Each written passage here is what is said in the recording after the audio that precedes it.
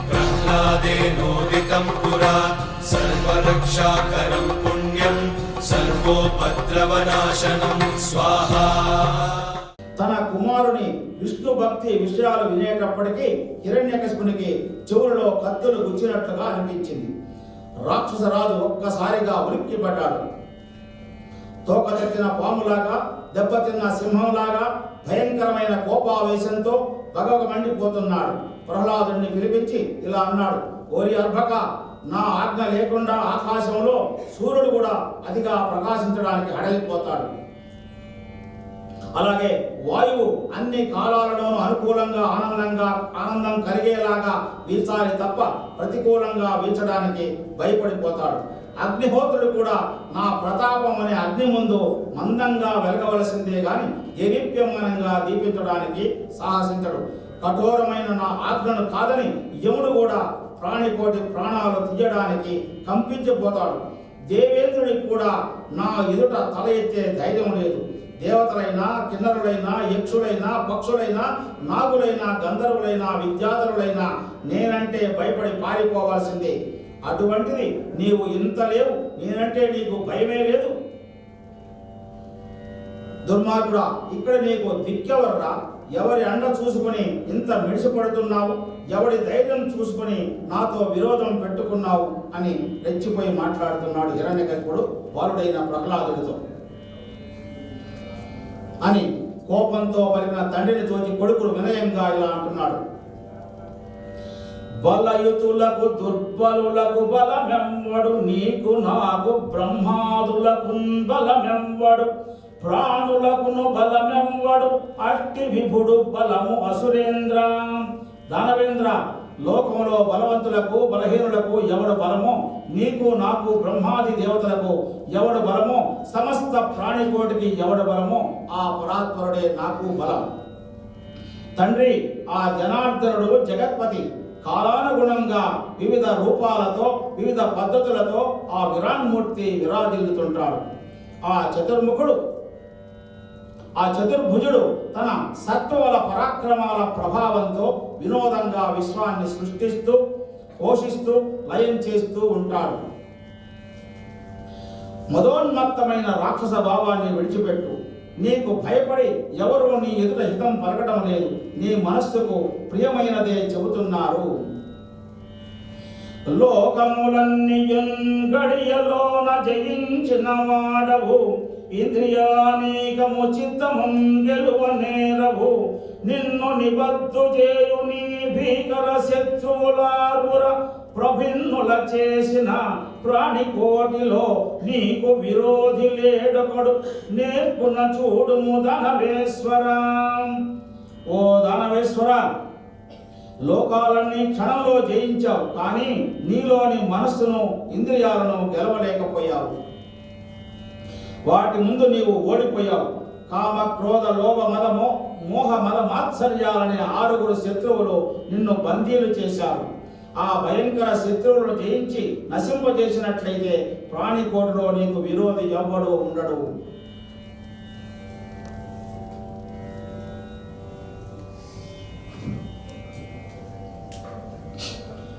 విష్ణువు ఎక్కడుంటాడు, ఏ విధంగా ఉంటాడు చెప్పు, నిన్ను నీ హరిని సంహరిస్తాను అని తండ్రి గద్దించగా హరిభక్తుడైన ప్రహ్లాదుడు సందేహించలేదు.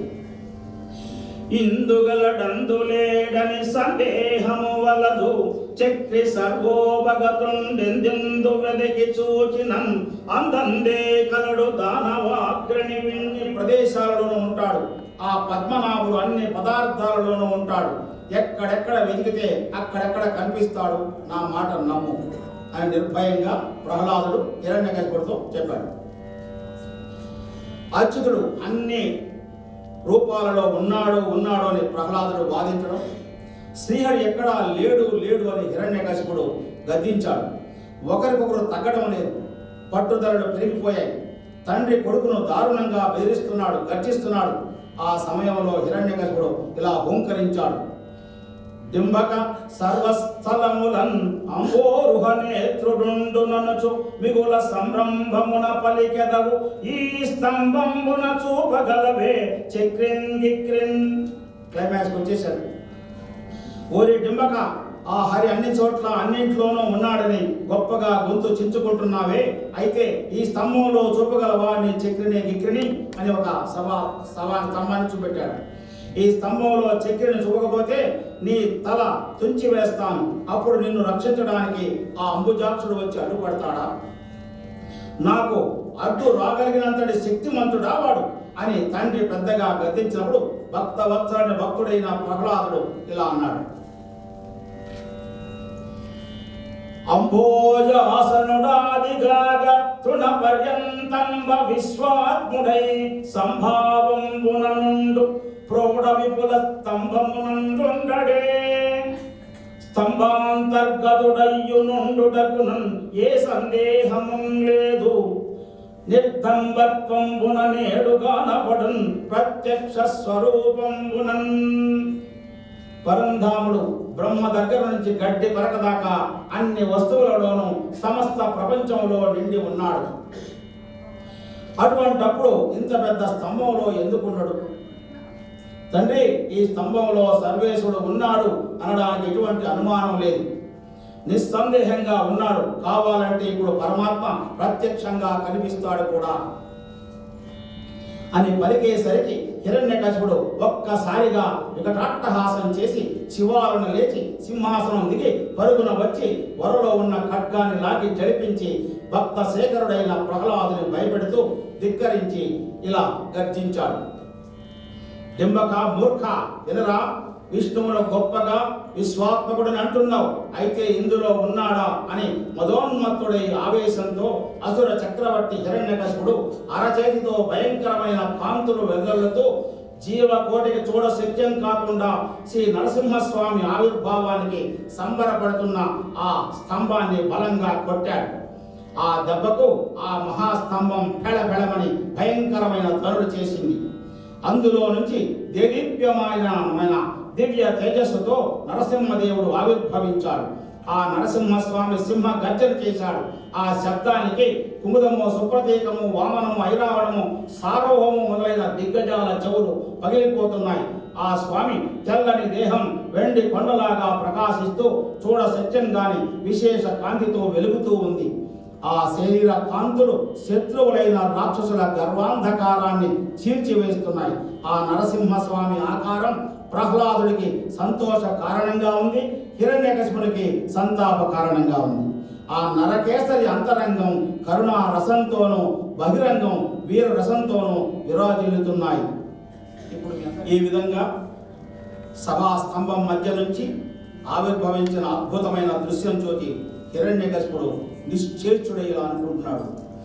నరమూర్తిగాదు, కేవల హరిమూర్తియుగాదు, మనవాకారము కేసరి ఆకారమునున్నది, హరి మాయా రచితమగు యథార్థము చూడన్. ఇది నరరూపం కాదు, సింహరూపం కాదు, యథార్థంగా ఇది మానవాకారం సింహాకారం రెండు కలిసి ఏర్పడిన శ్రీహరి మాయా రూపం. లేకపోతే ఇటువంటి రూపం లోకంలో ఎక్కడైనా ఉంటుందా? సాహసంతో బాలుడు పలికిన మాటను నిలబెట్టడానికి, తాను సర్వాత్మకుడని నిరూపించడానికి హరి ఈ నరసింహ రూపం ధరించి నన్ను శిక్షించడానికే వచ్చాడు. ఇక శ్రీహరి చేతిలో నా మృత్యువు తప్పదు. అయినా ఇందరి ఎదుట నా బల పరాక్రమాలు ప్రదర్శిస్తాను, శత్రు సంహారం చేస్తాను, విజయం సాధిస్తాను అని భావించి హిరణ్యకశిపుడు వెనుకొంజ వేయకుండా మనోధైర్యం తెచ్చుకున్నాడు. గద ఎత్తి తొట్టుబాటుతో అరుస్తూ ముందుకు వస్తున్నాడు. మృగరాజును సమీపించే మదగజంలాగా రాక్షసేశ్వరుడు నరసింహస్వామికి ఎదురు నడిచాడు. ఆ దేవదేవుని దివ్య కాంతి సమూహాల ముందు హిరణ్యకశిపుడు దావానల ముందు మెణుగురు పురుగులాగా ఉన్నాడు. కర్తవ్యాలను మరిచిపోయాడు. తన తేజస్సును కోల్పోయాడు హిరణ్యకశిపుడు. దానవ వీరుడు తన భయంకరమైన గదాదండం గిరగిరా తిప్పి నరసింహస్వామిపై విసిరాడు. ఆ స్వామి దానిని ముక్కలు ముక్కలుగా చేసి రాక్షసరాజును ఒడిసి పట్టుకున్నాడు. దానవేంద్రుడు ఎగిరిపడి అటు ఇటు గింజుకొని కోపంతో చాకచక్యంతో బలం పుంజుకొని పట్టు తప్పించుకున్నాడు. నరసింహస్వామి ఆగ్రహంతో ఊగిపోతూ వజ్ర కఠోర కాయుడు అచంచల ఉత్సాహవంతుడు మహాబలుడు మహాబాహుడు అయిన హిరణ్యకశిపుడిని పట్టుకొని బలవంతంగా తన ఊరువులపై అడ్డంగా పడవేసి తన వాడి గోళ్లతో వాడి రొమ్ము చీల్చేశాడు. శ్రీ నృసింహస్వామి రాక్షసేశ్వరుని గుండెలు చీల్చి భూమి మీద నెత్తురు కురిపించాడు.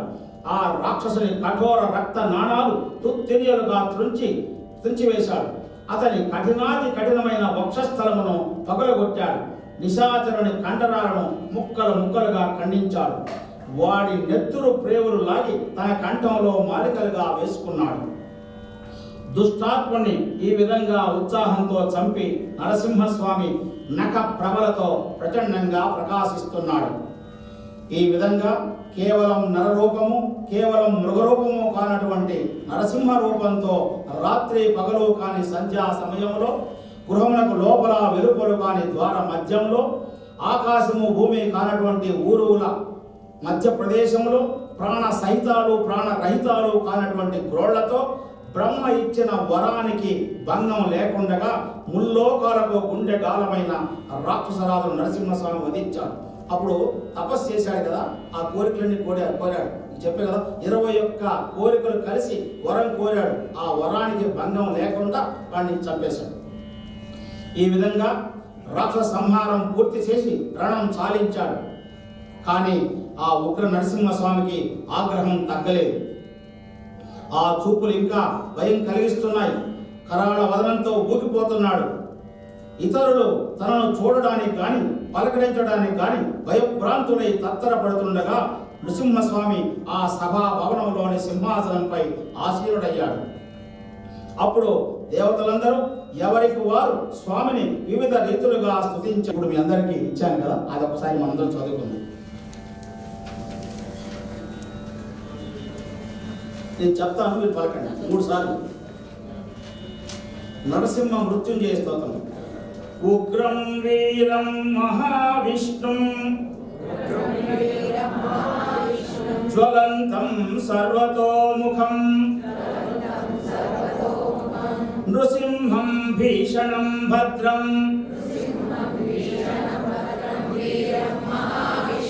జ్వలంతం సర్వతోముఖం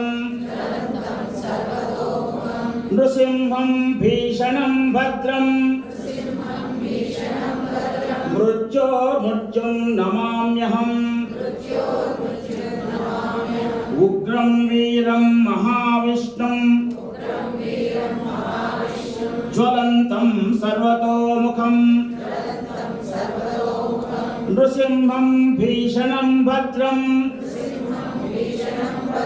మృత్యోర్మృత్యుం నమామ్యహం. ఇది ఇంగ్లీష్లో ఉంది ఇక్కడ. Wicked, auspicious to the devotees and the conqueror of death itself. The purpose of chanting this mantra is removes fear of death. మృత్యు భయం ఉండదు. Protection from evil forces, overcoming health problems and obstacles, spiritual strength and courage. ముందు చతుర్ముఖుడైన బ్రహ్మ, ఆ తర్వాత రుద్రుడు, ఇంద్రుడు, మునులు, పితృదేవతలు, ప్రజాపతులు, తక్కిన దేవతా సమూహాలు నరసింహ స్వామిని స్తుతించారు. తర్వాత ఈ దేవతలందరూ లక్ష్మీదేవి దగ్గరికి వెళ్ళి, అమ్మ మీ భర్త కదా, నీకు చనువు ఉంటుంది కదా, కాస్త వెళ్ళి శాంతపరచమ్మా అని చెప్పేసి ఆమెని కోరుతున్నారు.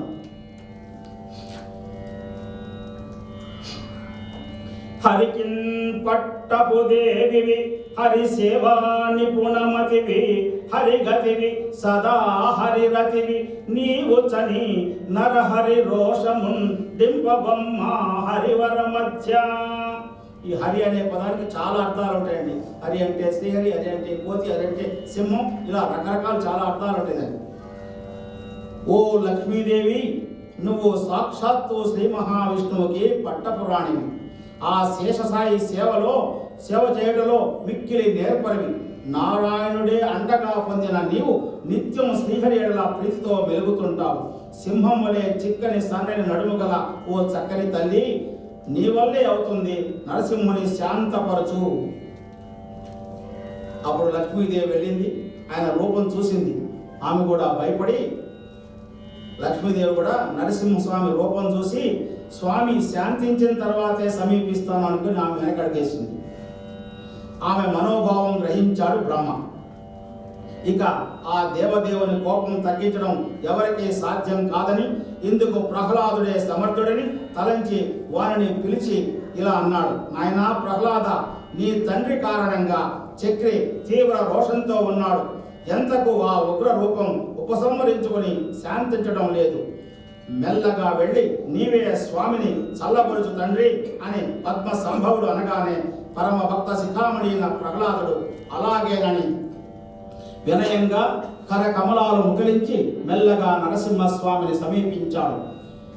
వినయ వినమ్రుడై ఆయన దివ్య పాద పద్మాలకు సాష్టాంగ దండ ప్రణామాలు చేశాడు. అప్పుడు భక్త వత్సలుడు ప్రసన్నుడై ఆ ప్రహ్లాదుని ప్రేమగా చూశాడు. నరసింహమూర్తి మనసులో కరుణారసం ఉప్పొంగింది. బాలుణ్ణి దగ్గరకు పిలిచాడు. వాత్సల్య పురస్సరంగా చూస్తూ కాలసర్ప భయమును తొలగించే, నిత్య మంగళం కలిగించే ప్రశస్తమైన తన హస్తంతో ప్రహ్లాదుని మస్తకాన్ని ఆప్యాయంగా నిమిరాడు. నరహరి హస్త స్పర్శతో ప్రహ్లాదుని భయం పోయింది. బ్రహ్మజ్ఞానం కలిగింది. దేహం పులకించింది. సంతోషంతో బాష్పధారలు పెళ్ళుబుకాయి. ఆప్యాయతో కంఠం గార్గర్గమైంది. వినయ వివేకాలు మరింత శోభ కలిగించాయి. చిత్తము ఏకాగ్రత పొందింది. భక్తి పరవళ్ళు తొక్కింది. హృదయంలో ఉక్షేకేశని పద పద్మాలను బదిలపరుచుకొని కర కమలాలను ముడిచి ప్రహ్లాదుడు ప్రభువును ప్రస్తుతిస్తున్నాడు.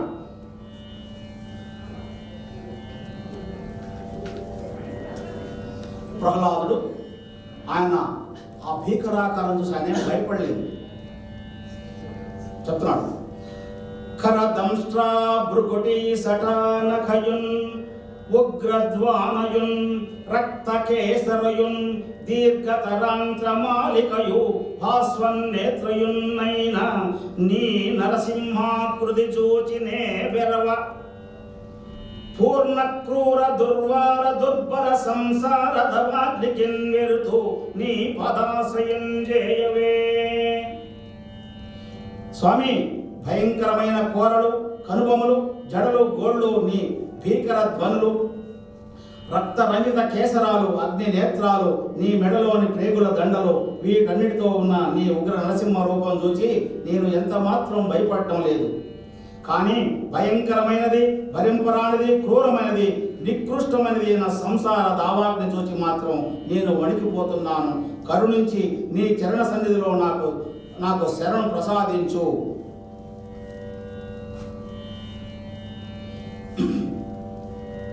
అలా ప్రహ్లాదుడు ప్రార్థించగా నరసింహస్వామి ప్రసన్నుడై, ప్రహ్లాద, నేను సకల శుభ ప్రదాతను. నన్ను సాధువులు, విద్వాంసులు ఎన్నెన్నో కోరికలు కోరుతుంటారు.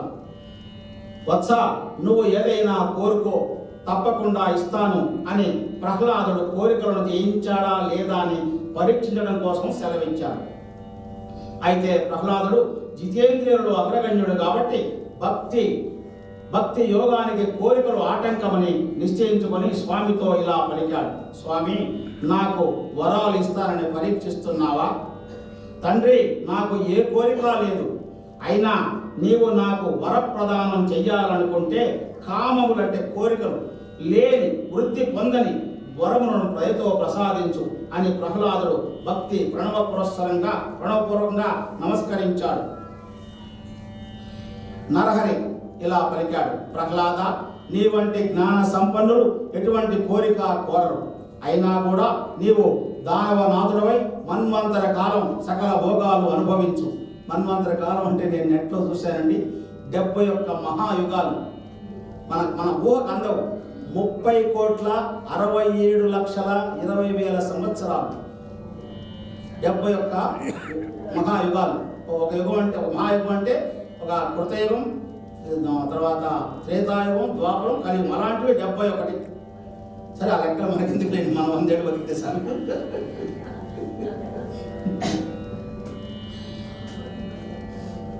సకల భోగాలు అనుభవించు. శుభప్రదమైన భక్తితో, బుద్ధితో నా గాథలు విను. సర్వభూతాత్మకుడునైన నన్ను యజ్ఞేశునిగా, ఈశ్వరునిగా తెలుసుకొని ఆత్మలో నిత్యం ఆరాధించు. కర్మ బంధాలు ఖండించి ఈశ్వరార్పణ బుద్ధితో నన్ను పూజించు. సుఖాలను అనుభవించుట చేత పూర్వ పుణ్యాలు ఏమవుతాయి. వ్రతాల వల్ల పాపాలు తొలగిపోతాయి. ఆ తరువాత కాల ప్రవాహానికి లోబడి కళేబరం విడిచిపెట్టి బంధ విముక్తుడై త్రైలోక్య విరాజమానము దేవేంద్ర జేగీయమానము దశ దిశ పరిపూర్ణమైన గొప్ప కీర్తితో నా సాన్నిధ్యం పొందుతావు. ఎవరికైనా మోక్షం రావాలంటే, మోక్షం అంటే ఏం లేదండి, జనన మరణ చక్రం నుంచి విడుదల. పుణ్యం ఉండకూడదు, పాపం ఉండకూడదు, రెండు ఉండకూడదు. నరసింహస్వామి అనగా ప్రహ్లాదుడు. నరసింహస్వామి చెప్పగా ప్రహ్లాదుడు మహానందంతో ఇలా పలికాడు: దేవా, పూర్వం నీవు వరాహ రూపంలో వచ్చి తన తమ్ముడైన హిరణ్యాక్షుణ్ణి సంహరించావని మా తండ్రి ద్వేషంతో రోషంతో సర్వేశ్వరుడైన నిన్ను గుర్తించలేకపోయాడు. నిన్ను బద్ధ విరోధిగా భావించాడు. నీ భక్తుడునైనందుకు నన్ను నానా బాధలు పెట్టాడు. అటువంటి నా తండ్రి ఈనాడు నీ శాంత దృష్టి సోకి నిర్మలుడయ్యాడు. అందువల్ల ఆయన పాపాలు పోయి పరిశుద్ధాత్ముడయ్యేలాగున వరం ప్రసాదించు స్వామి అని వేడుకున్నాడు. ప్రహ్లాద, నీవు నాకు పరమ భక్తుడవు. నిన్ను కనడం వల్ల నీ తండ్రికి 37 తరాలు, 37 అంటే 3 ఏళ్ళు, 21 తరాల వాళ్లతో కూడా పవిత్రుడై శుభస్థితి పొందాడు అని పలికాడు. నరసింహస్వామి ఆ తర్వాత బ్రహ్మతో నరసింహస్వామి ఇలా అన్నాడు. ఇక్కడ కొంచెం జోగా చెప్పను, ఏ బ్రహ్మ ఇట్రా, ఇటువంటి వరాలు ఇవ్వకయ్యా, నీ వల్ల ఎంత కష్టమైన చూడు. ఆ 21 వరాలు కలిపి మనిషి కాదంట, జంతువు కాదంట, ఎంత ఇబ్బంది అయింది. ఇలాంటి వరాలు ఎప్పుడు ఇద్దని చెప్తున్నాడు. పంకజాసన, అమర విరోధులను ఆదరించి ఎప్పుడు ఇలాంటి వరాములు ఇయ్యకు. పాపాత్ములకు వరములు ఇవ్వడం పాములకు అమృతం ఇవ్వడం లాంటిది అని చెప్పి బ్రహ్మాది దేవతల పూజలు స్వీకరించి భగవంతుడైన శ్రీ నరసింహదేవుడు అంతర్ధానమయ్యాడు. ప్రహ్లాదుడు ప్రమోదంతో పరమేశ్వరునకు నమస్కారం చేశాడు. విధాతకు వందనం చేశాడు. ప్రజాపతులకు ప్రణతులర్పించాడు. భగవదంశలో ప్రకాశించే దేవతలకు మ్రొక్కాడు. చతుర్ముఖుడు శుక్రాది మునీంద్రులతో కలిసి దైత్య దానవ సామ్రాజ్యానికి ప్రహ్లాదుని పట్టాభిషిక్తుడిని చేసి ఆశీర్వదించాడు. ఈశానుడు మొదలైన సమస్త దేవతలు వివిధములైన ఆశీస్సులతో ప్రహ్లాదుని ధన్యుని చేశారు. బ్రహ్మతో సహా దేవతలందరూ తమ తమ స్థానాలకు వెళ్ళారు.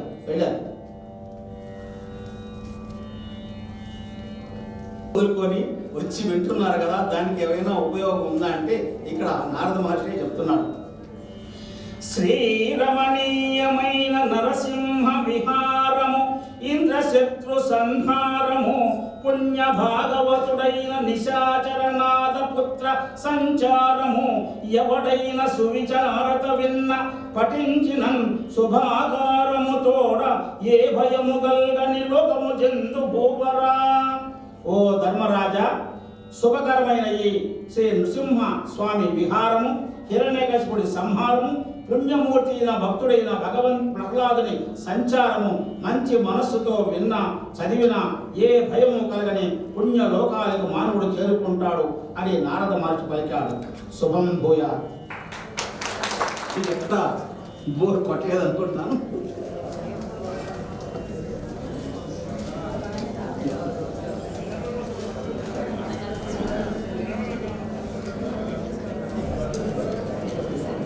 Please come on to the dais. అదేవిధంగా జాయింట్ సెక్రటరీ శశిధర్ రెడ్డి గారు కూడా రావాల్సి కోరుతున్నాం.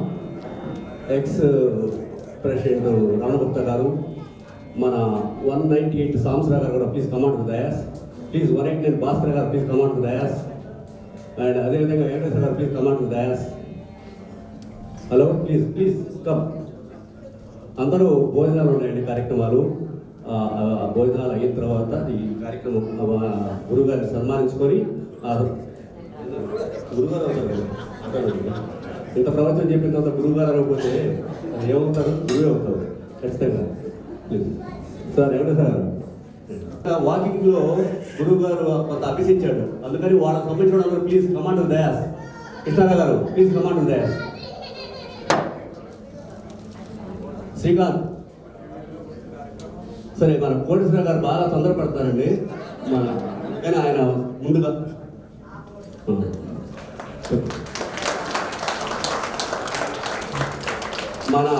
మన గురువు గారు ధర్మపతి గారిని వారిని స్టేజ్ మీదకి రావాల్సిందిగా కోరుకుంటున్నామండి.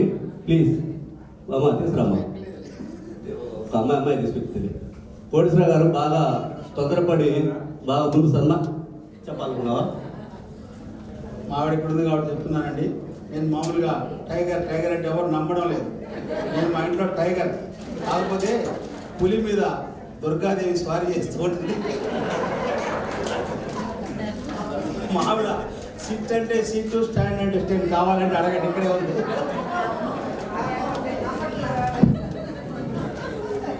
లేదండి, నిజంగా చెప్తున్నాను నేను.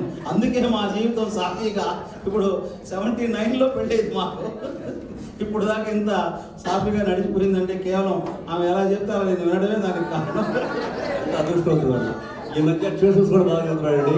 మా గురువు గారు ట్యూషన్స్ నేర్చుకొని చెప్తున్నారు, అది గొప్ప విషయం.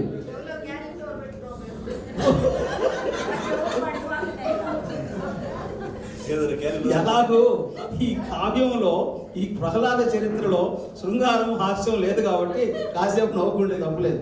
నేను ఈ మధ్య ఒకరోజు చెట్లకు నీళ్లు పోస్తున్నాను. మావిడ ఏమండి అని పిలిచింది. అరవదు, ఎవరు మాట్లాడరు. చెట్లకు నీళ్లు పోస్తున్నాను. ఎందుకంటే వర్షం వస్తుంది కదా అని.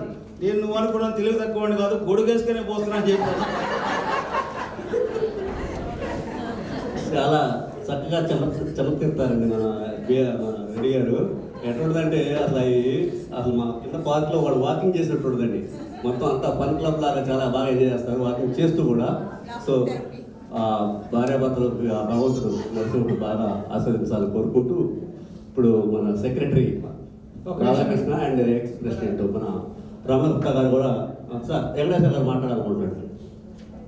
కొంతమందికి మీకు తెలిసి ఉండొచ్చు, బట్ చాలామంది తెలియని విషయం ఏంటంటే ఈ ప్రహ్లాద చరిత్ర మొట్టమొదటి శ్రోతలు బుచ్చి గారు, సిరి. చాలా సార్లు ప్లీజ్.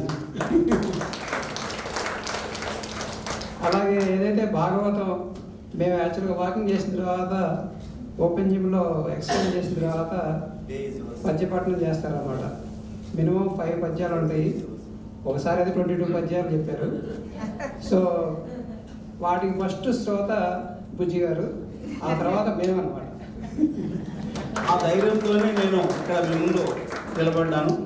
తర్వాత ఒక విషయం చెప్పుకోవాలండి. ఈ కార్యక్రమం సుమారుగా 15-20 రోజుల నుంచి మనం ఈ కార్యక్రమం చేయాలని అనుకుంటున్నాము. అప్పటి నుంచి నేను అనేక సార్లు సాధన చేశాను, తర్వాత అభ్యాసం కూడా చేశాను. సాధన అంటే ప్రాక్టీస్, ఆ తర్వాత అభ్యాసం అంటే రిహార్సల్ కూడా వేసుకున్నాను.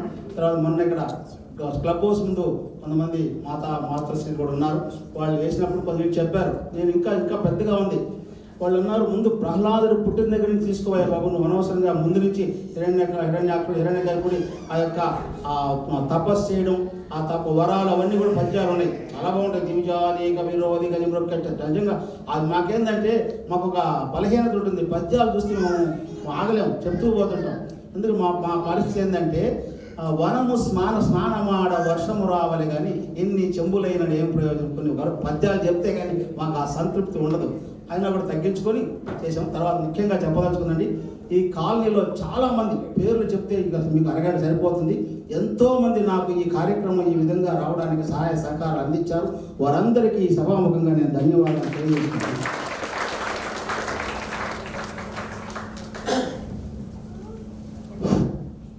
So secretary president and BM Reddy గారు, కృష్ణ గారు ప్లీజ్, వెంకటేశ్వర గారు ప్లీజ్, సాంసరా గారు ప్లీజ్, అందరూ భార్య భర్తలకి ఇద్దరికి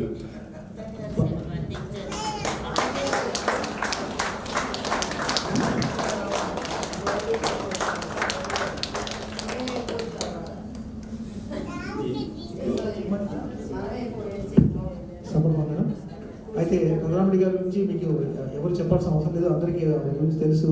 కానీ నాకు మెయిన్గా నచ్చింది ఏంటంటే మీరు మొత్తం చెప్పారు 385 పద్యాలలో వాటిని అన్నిటినీ కుదించేసి మనకు 30 పద్యాల్లో ఏమాత్రం మిస్ కాకుండా, ఎక్కడ కూడా ఏది మిస్ కాకుండా, మనం ఎప్పుడో చిన్నప్పుడు చదువుకున్న మందార మకరందం అవన్నీ కూడా మనం గుర్తు చేస్తూ వీళ్ళు కిందుగా తర్వాత అందరికీ అర్థమయ్యేలాగా భక్తితో ఇంత చాలా మంచి ఒక కార్యక్రమాన్ని చేసినందుకు వారికి నిజంగా కూడా అభినందించాలని చెప్పేసి అందరినీ కోరుకుంటాం. తర్వాత వాళ్ళు అలాంటి వాళ్ళు మన కాలనీలో ఉండడం కూడా మనకందరికీ కూడా గర్వకారణము. నిజంగా ఇది చాలా మంచి కార్యక్రమాన్ని మన అసోసియేషన్ వాళ్ళు కూడా జరిపేందుకు వాళ్ళని కూడా మనం అందరం అభినందించాలి. అసోసియేషన్ వాళ్ళు టైం ఇస్తే ఇంకా నేను నెక్స్ట్ కుచేలోపాఖ్యానం కూడా నేను నేర్చుకున్నాను. తర్వాత స్వారోజిష మనుసంభవం ఒక ప్రబంధ కావ్యం, అది కూడా చెప్పుకోవడం. తర్వాత పారిజాతాపహరణం, ఇట్లాంటి కావ్యాలు చాలా ఉన్నాయి. వాళ్ళు సమయం ఇచ్చి ఇట్లా మీకు కూడా ఓపుకుంటే ఎప్పుడైనా 1 నెల 2 నెలల తర్వాత మళ్ళీ మనం కావాలంటే కుచేలోపాఖ్యానం. ఎందుకంటే భాగవతంలో గజేంద్ర మోక్షం, వామన చరిత్ర, ప్రహ్లాద చరిత్ర, రుక్మిణీ కళ్యాణం, కుచేలోపాఖ్యానం ఇవన్నీ కూడా 5 ముఖ్యం. కాబట్టి ఇప్పటివరకు మనం 4 చెప్పుకున్నాం. గజేంద్ర మోక్షం చెప్పుకున్నాం, రుక్మిణీ కళ్యాణం చెప్పుకున్నాం, వామన చరిత్ర చెప్పుకున్నాం. ఈరోజు ప్రహ్లాద చరిత్ర అయిపోయింది. ఇక కుచేలోపాఖ్యానం ఉంది. అది ఎప్పుడైనా వీళ్ళు సమయం ఇస్తే మళ్ళీ మీ ముందుకు దాన్ని తీసుకొస్తాను. ఒకసారి సార్ గారు వారి సేవతోటి గురువు గారిని సత్కరిస్తారు.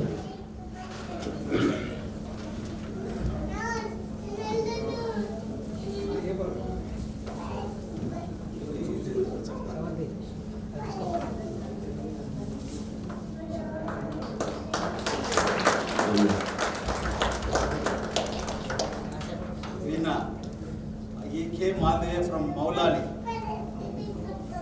మీరు మా హస్బెండ్ ఎన్ఎఫ్సిలో సైంటిఫిక్ ఆఫీసర్గా చేసి మీరు వాసుదేవ్ గారు ఎన్ఎఫ్సిలో న్యూక్లియర్ ఫీల్డ్ కాంప్లెక్స్లో సైంటిఫిక్ ఆఫీసర్ పెద్ద ఆఫీసర్ చేసి రిటైర్ అయినారు. వారు ఎందుకంటే రష్యా అప్పుడు లాస్ట్ టైము ఈ అణు పరీక్షలు చేసినప్పుడు మీరు రష్యాకి వెళ్ళారు భారతదేశం తరఫున. వీరి కూతురు కొన్ని అనివార్య కారణాల వల్ల చనిపోతే మా ఊర్లో స్మారక ఉపన్యాసం ఇస్తే నేను మాట్లాడుతుంటే ఆ సభలో చెప్పొద్దన్నారు. నేను రష్యా పోతున్నాను భారతదేశం తరఫున, కానీ నువ్వు మాత్రం ఎందుకంటే నువ్వు మాట్లాడుతూ ఉంటావు అని చెప్తా ఉంటావు, ఆ సభలో చెప్పొద్దు అని ఆ రోజు వాళ్ళు నన్ను కోరారు. సైంటిఫిక్ ఆఫీసర్ ఈ represent India in Russia.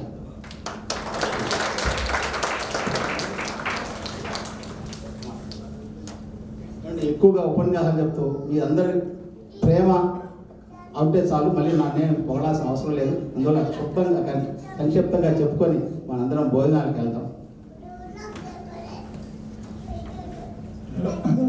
Raghurama Reddy గారు మా ఊరే, నాకు జూనియరు, ఇద్దరం ఒకటే స్కూల్లో చదువుకున్నాము. తర్వాత హైదరాబాద్ వచ్చిన తర్వాత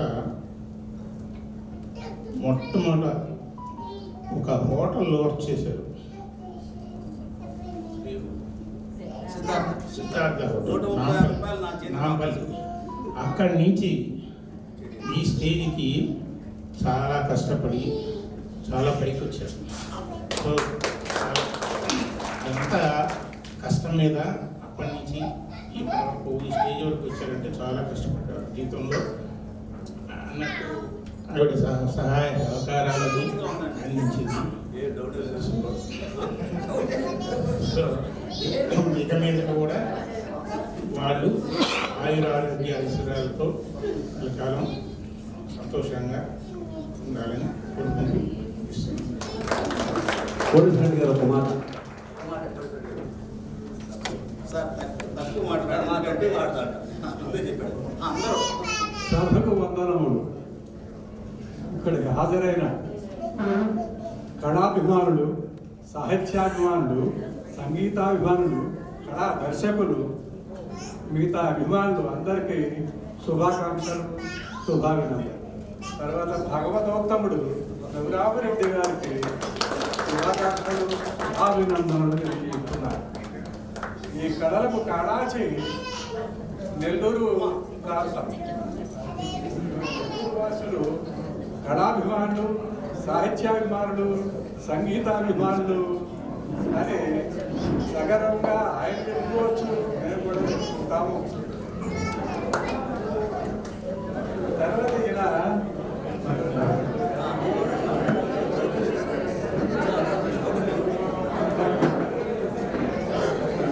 ఆయన చాలా కాలం నుంచి కూడా రోజు ఉదయం వాకింగ్ చేసేటప్పుడు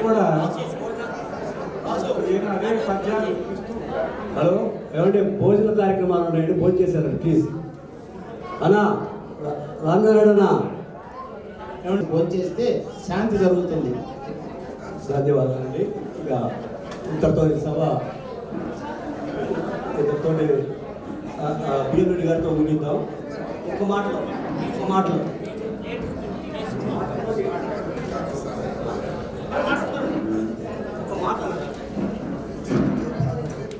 ఆర్టిఫిషియల్ ఇంటెలిజెన్స్తో రోజు కొత్త వింతలు చెప్తుంటే కూడా మనం పట్టించుకుంటాం. కానీ చిన్నప్పటి నుంచి మనకు తెలిసిన కథని మళ్ళీ ఇక్కడ అందరికీ తెలుసు.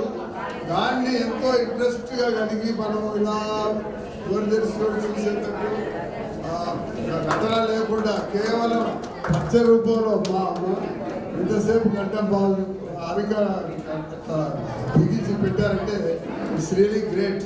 చాలా అప్పుడు గ్రేట్.